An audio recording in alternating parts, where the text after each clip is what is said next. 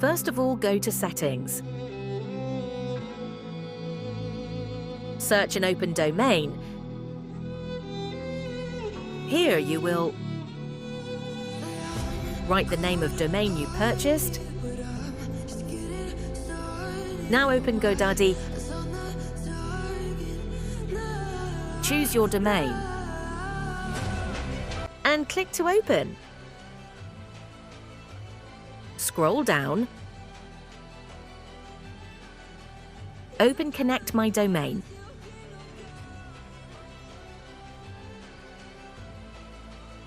Copy the name of domain. Again, go to Shopify. Paste the name as told you earlier.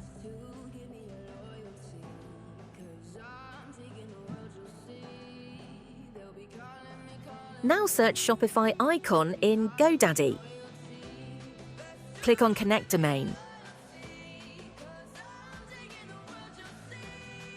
Click on View All Domains.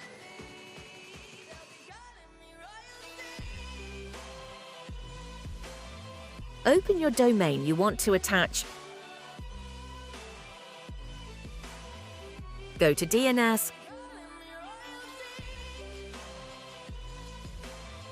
Click on Verify Connection.